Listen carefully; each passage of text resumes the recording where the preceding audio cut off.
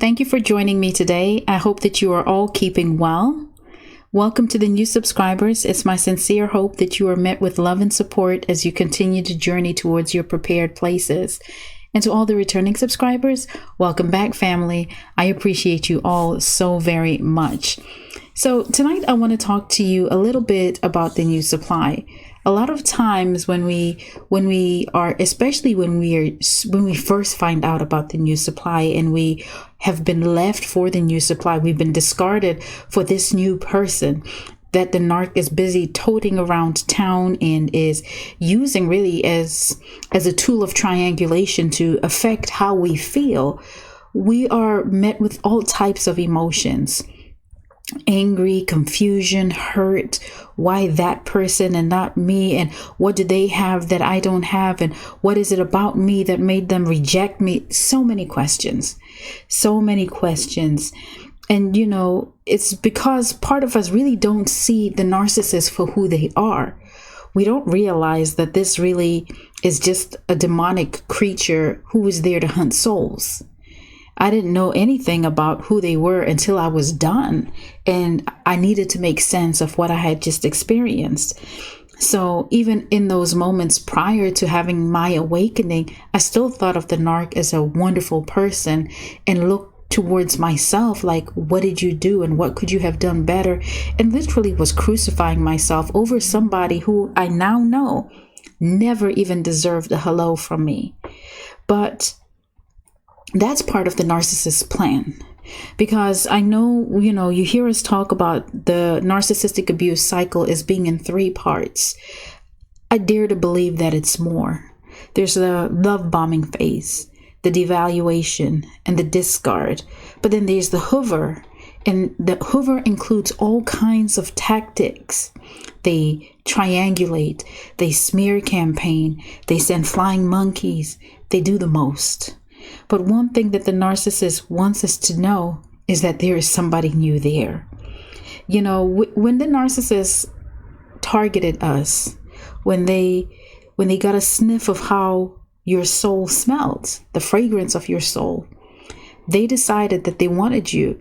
But even in that moment, even though they knew exactly what part they want you to play, they also knew that there was an expiration date to this relationship. And, they are who they are. They've been down this road before. Nothing is new. They get bored easily. They think they know everything there is to know about you. Let's not forget their ego is so grandiose. They are greedy. There's never, ever enough supply for them. They're always on the lookout for something better. So when they get so comfortable and start feeling, well, I've siphoned as much of her soul, I've siphoned so much of his soul that there's nothing valuable there, because they're not changing, they're not evolving. In fact, you become worse and you regress when you're with the narcissist because they're so draining. They literally drain the life out of you. And so that is why we feel so exhausted when we're with them and depleted. And the narcissist is unattracted by that because it's like mission accomplished. And so even though they like all the qualities that you presented, they still move on because, again, things with them have an expiration date. There's a shelf life. And so, it's that desire for them to always get the next best thing. So I just want to present something to you today, something that crossed my mind as I was thinking about what I wanted to talk to you about.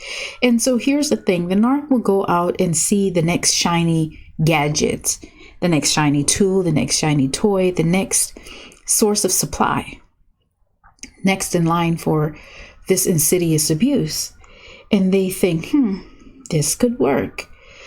And they're looking at it with their own agenda. They're looking at it from the perspective like, okay, I see that this person has some type of potential. But remember, they're always going to reference back into their soul bank to pull out parts of their prior targets so that they can pull this new person into, get them interested in them, and then begin to do the same things that they did to you. But sometimes the narcissist, well, first of all, they lack perspective. They are very shallow, and they're not they lack foresight.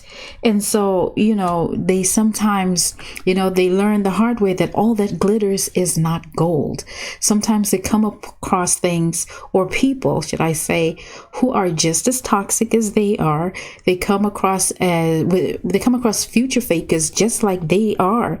And so, they run into somebody who may have given the appearance of being everything that they wanted, but truly they're not up to par. And so the narcissist really at this point feels that they feel so enabled because they feel like they're gods. And so they decide that even though they liked you, and I mean the supply that you offered, the supply that you brought to the table, they liked that. And they miss it, but they believe that they are gods. They believe that they are rulers of whatever kingdom their house is called. And so within their mental kingdom, within their household kingdom, they decide that they are going to clone the new supply, or clone you and use the new supply to do this. And so many times we find we're asking ourselves, like, why is this person like, there's some resemblance to what I look like, or, they start acting or doing things that you used to do, or the narcissist starts giving them the life that you wanted, that they promised you, because they're trying to clone who you were. But what the narcissist does, again, they lack foresight. They didn't think this thing through, because the new supply cannot be you. The new supply cannot deliver the same things that you do. But the narcissist, again, in their deluded sense, in their demented sense, I'm getting tongue-tied, y'all. But in their demented ways of thinking, they believe that because they've been siphoning your soul, and there are parts of your soul that they feel so comfortable with and overly confident that they can duplicate those features, those parts of you within the new supply. So they feel like they're able to still derive narcissistic supply from you, and feel like because they were able to make the new person dress like you, act like you, wear the same fragrance as you, do their hair like you. But let me tell you something. There's always a difference between an original copy and a carbon copy. There's always a difference. The carbon copy never really comes out as fine or as clear, and it's never as clear as the original one. And this is where the narcissist fails, or the new supply fails the narcissist. The narcissist really fails because they should know, after as many times as they've done this, and that it doesn't work. And they still think that within their crazy minds, that they will still be able to be a successful God at some point. But their raggedy, dusty behinds always fail. The narcissist can never create anything that is life-giving, but a new supply that is able to, or willing to subject themselves to this, is somebody who is low with self-esteem. It's somebody who is equally or who is somewhat toxic, and is just ready and willing to do anything to sustain this relationship. Because effectively what the narcissist is doing is canceling their soul and saying, this is who I said that you are going to be.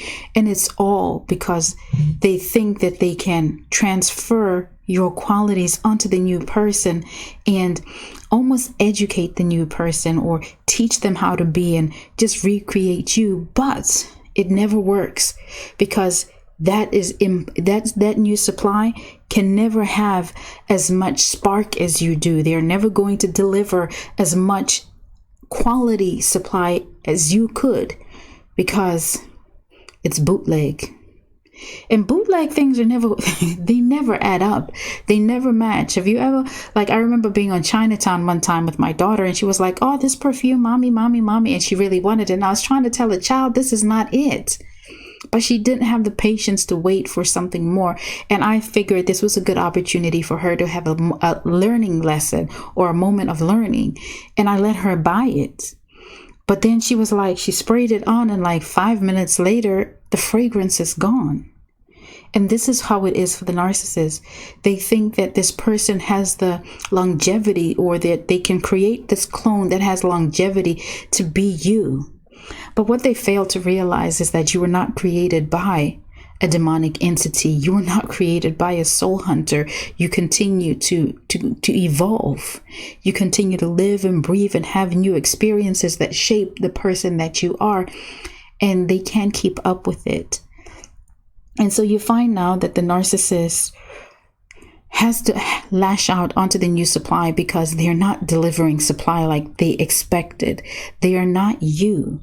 And the new supply is looking at you like, oh, okay, this is what's going on here. And they hate you because they can't be you. It's like the narc has been telling them everything that they hated about you. Or even sometimes the more you find that they will tell the new supply that these are the things that I liked about this person, and they try to clone themselves into you, which is a whole nother story. But either way, the new supply is going to be either intimidated by you or just resentful, just depending on how the narcissist approaches the matter. Like, did they set them up to do this on their own? Or do they actually indoctrinate them and begin to eradicate their soul and siphon yours into them? It's so demented, it's so twisted. But these are the things that they do so that they're able to hold on to new sources of supply, or so that they're able to continue to have you in their lives. You know, when we say that the narcissist always views their targets as an extension of themselves, this is another way. And I know when I've said this before, people get annoyed that, oh, well, I don't want to be an extension. How can I stop it? There's nothing we can do. We cannot tell them, stop trying to copy who I am. Stop this, stop that. We can't. But what we can do is ignore that joker. What we can do is not pay it any mind. What we can do is not respond and not react and just be completely unbothered, because you don't belong to them. That is the truth. And those are just desperate attempts to get your attention and to further hurt you, to make you question why. If they wanted me, then why did they go for somebody else? They don't even want that person. Otherwise, they would not try to clone you. And so they always fail in this regards.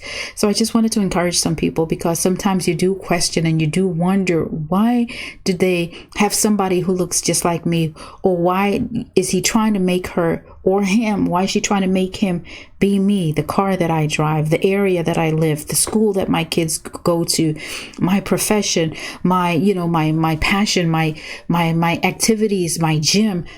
It's all an attempt to clone you. That's all it is. They want to be you. Remember, the narcissist can't stand who they are because there's nothing of quality within them. It is nothing but sewer water. And they want the fragrance of you. And so they've got to continue to find ways to pull parts of you into the next person so that you can continue to linger in their lives. But you are the overcomer here. You have the upper hand. And what does that mean? How do I make that happen? It's simple. Refuse to be stopped. You cannot be limited. Choose to not lose. Choose to win. Choose to go forward. Choose to grow beyond the pain. Choose to evolve. Because in your evolution comes change. In your evolution comes elevation. In your evolution comes a new realm of thinking and doing things. And they can't get you there. So they can try to clone you all day, but they just got the old version of you, and they don't have access to upgrade to where you are now. So I just wanted to share that with you tonight. I hope that you all are taking care of yourselves. And until the next video, take care of yourselves and take care of each other.